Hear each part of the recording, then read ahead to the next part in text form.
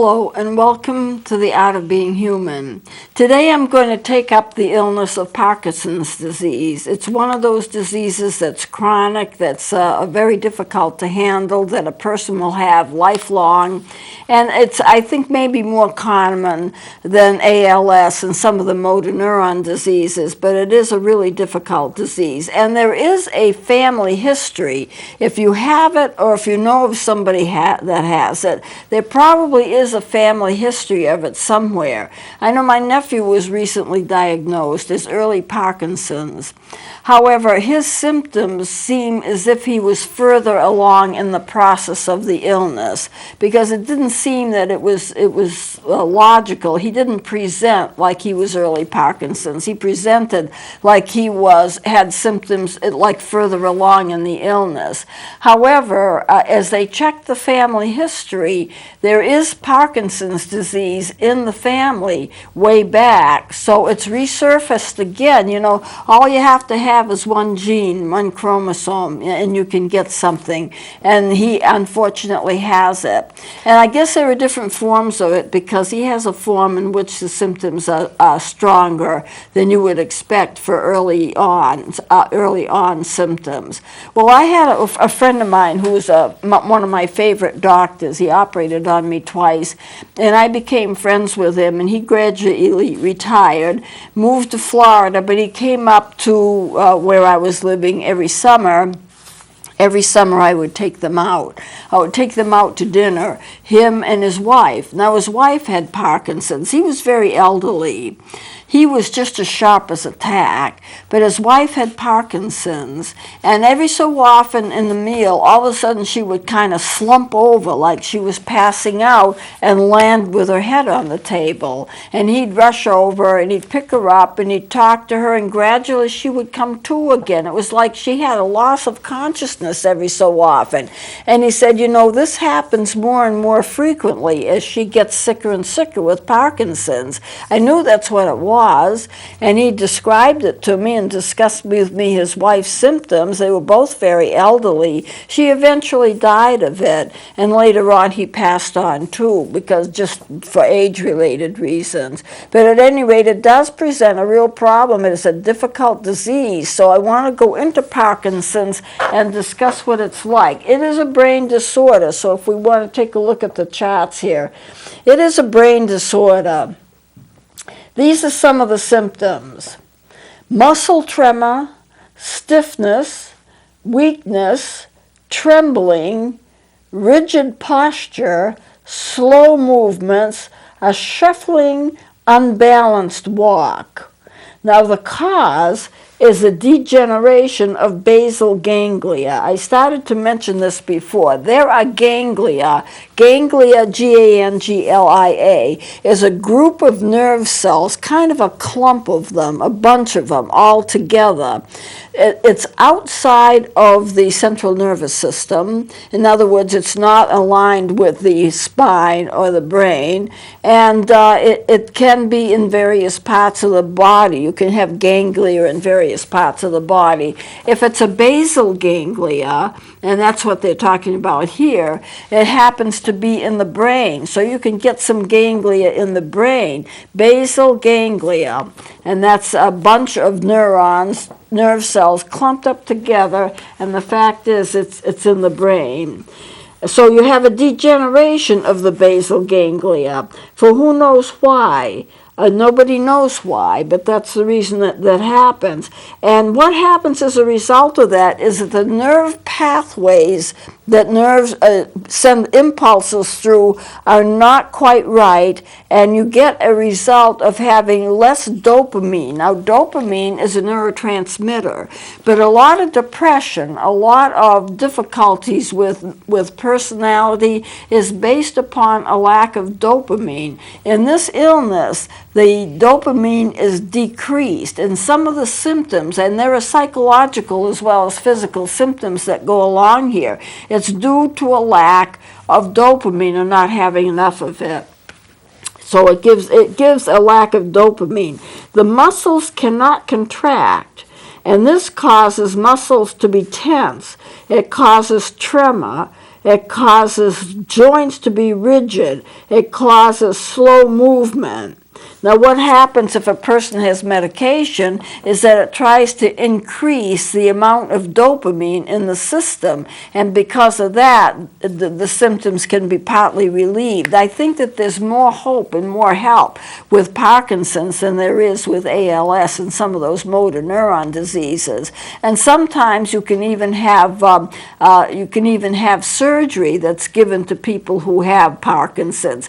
But usually, if surgery is going to be given, it's only going to be given to those who are young, who have early on stages, whose bodies are strong, and without the Parkinson's, they'd be perfectly all right. It's not like they have any other physical problems, no other diseases that they're struggling with. It's just Parkinson's that's destroying the nervousness of the body, the nerve tissue of the body. But otherwise, the person is healthy.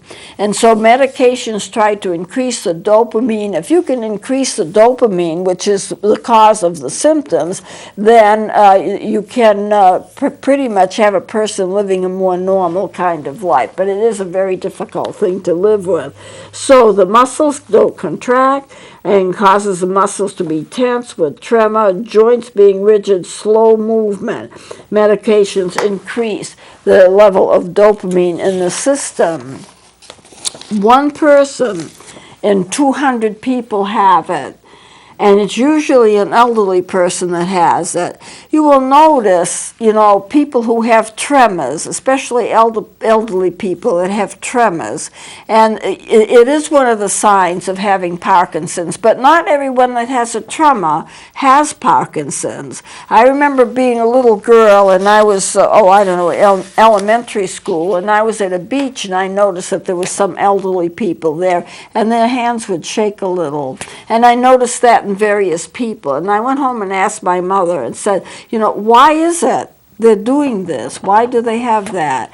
And my mother said, it just happens to people when they get old.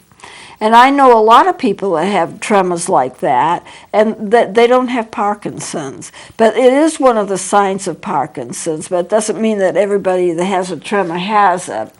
So, one person in 200 people, usually an elderly person, will have it. There are 50,000 new cases a year. Men get it more than women get it. Here are the early signs. It starts with a slight tremor of one hand, one arm, or one leg on one side of the body. A slight tremor. We're not talking about really a lot of tremor, just a little tremor. And it's noticeable to the person who has it, and it's not unusual for elderly people to have little tremors here and there anyway, so they probably just kind of blow it off. But that's about how it starts. And then it gets worse if the limb is at rest. What a person can do is they're getting a tremor, use the limb, do something. For some reason, if you keep the limb active, it doesn't shake so much. So if I had a tremor like that, if I got up and moved around and grabbed something or started reading or just did something with the arm, something with the hand to keep it busy, then a lot of the tremor would go away. And that's the way it is with these individuals. They need to use the limb that is shaking. It doesn't mean they don't have the disease. They're not curing the disease by movement, but at the same time it seems to stop the tremor. Later on, this tremor is going to spread to both sides of the body, and the symptoms it's going to give is going to be stiff. They're going to be stiff, they're going to be weak, they're going to be trembling, and there will be a stiff walk, not a normal walk. It'll be kind of a labored walk, and it develops into tiny running steps. In other words, they lose the control of their gait. They lose the control of how they walk because the muscles are not responding normally. I get up and go down to another apartment or walk around. I don't even think about it. But they will start to walk, and the gait is odd. It's not the same. And the steps aren't very wide either. because of the muscle problems. And then it becomes faster and smaller steps, so they look like they're running, very small running steps. It must look unusual, but that's what goes on, in tiny running steps. And then you have constant trembling of the hands, and the head shakes. And then you have a stooped posture. So if you can imagine a person who has fully developed this disease standing up, they're stooping over, they're shaking all over, they can barely walk, they have these little tiny running steps. Now, it's got to be very, very uncomfortable. It looks odd. They can't stop it. They can't do anything about it unless they're taking medication that will increase the dopamine. If you increase the dopamine in the system, then you can, help to stop some of those symptoms.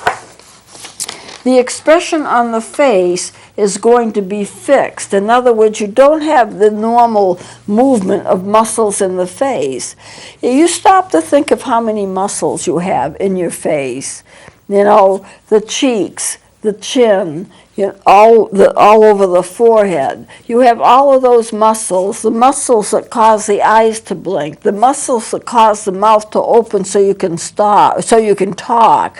Or if a person is upset and they're crying, notice how their face changes, the muscles change, the shape of the mouth changes, all of those muscles. Well, when those muscles stop working, then you have a very rigid looking face. There's no expression in the face, it's just a face, because they can't move the muscles normally. We move those muscles normally. We don't even think about it. We smile and we don't even think about it. Somebody tells me a joke and I crack up with laughter, not an uncommon thing. I laugh a lot.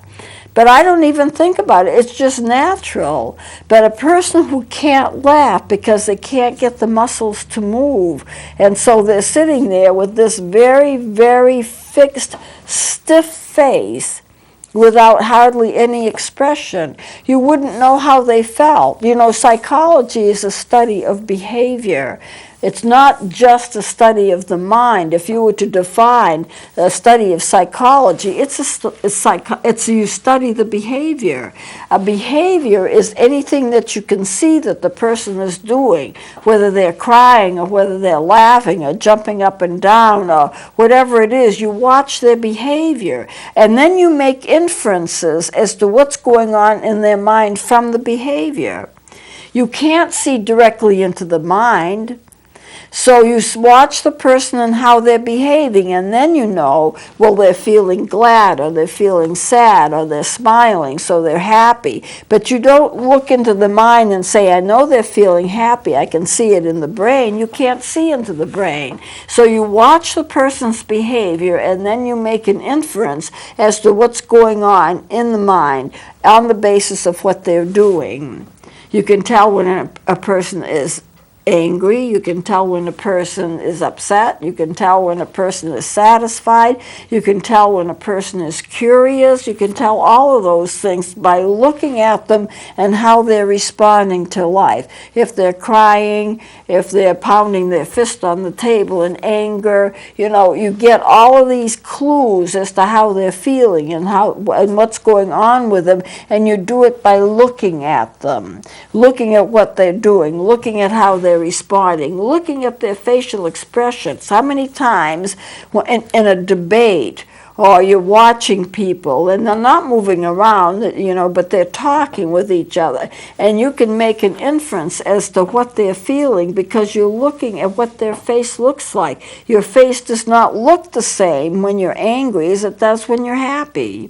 And so you look and find these clues, and then you make an inference from that. And that's the way we interpret how people are. Psychology is a study of behavior, observable behavior, and from that you get an inference as to what the person is like or what they're feeling or what their feeling tone is from that. But a person with Parkinson's, of course, doesn't do those things because their face can't move. It's stiff. It's stiff. Now, when I was talking about myasthenia gravis, I was saying that it's a solid face and a kind of sagging muscles, and it's a fixed expression, and you don't see much because of the muscles of the face not being normal. You wonder sometimes how they can talk or how they can do anything. They can't express themselves because they can't laugh or they can't frown or they can't do anything that normal people would do. It's just something I want to review with you in terms of what psychology does and what psychology can't do. It can't look in your inside and see how you are. It always has to check with behavior. So it's hard for them. They have a fixed expression on their face. They don't have blinking or the blinking of the eyes. That's going to stop. They don't blink their eyes. They can't do that. So therefore, it's going to be hard for them to eat, to wash, to dress. They can't do the normal physical movements. And that's similar with a lot of these chronic illnesses. It's similar to myasthenia gravis, ALS, motor neuron diseases, and also Parkinson's. The speech is going to be slow and hesitant. The handwriting becomes small. Well, if you stop to think of it, if you can't move your muscles, then you can't make large movements. You know, if I'm teaching a class, or when I was teaching regularly, I would go up to a board and I could write down with large letters what I wanted the students to know. A lot of times I would act as a proctor to an exam, and I would want the students to know how much time they had left in the exam. I just did that routinely so they'd be able to judge how long it was going to be. You know, some of these tests are timed, and they needed to know how much time they had left to complete a test. So I would go up to the blackboard and I'd say 4 minutes. I'd write it in large letters so everybody in the room could see it. I could do that. But if you have something like Parkinson's or an illness in which you don't have that muscle movement, what's going to happen, you have less and less ability to write. And so they're less and less ability to move your hand. So when you do write, the writing's going to be small. You can't make it larger. That's the way it is. So the speech will be slow and hesitant. The handwriting is going to be small. And there is a lot of depression and dementia in Parkinson's. This is something that's hard to discuss or hard to face. But depending upon what textbook you read or what source of information you have, some books will say that depression, 20 to 60% will be depressed. Some books will say 1/3 of the patients develop dementia. I know that the incidence of depression is pretty high. It's a part of the illness, you see.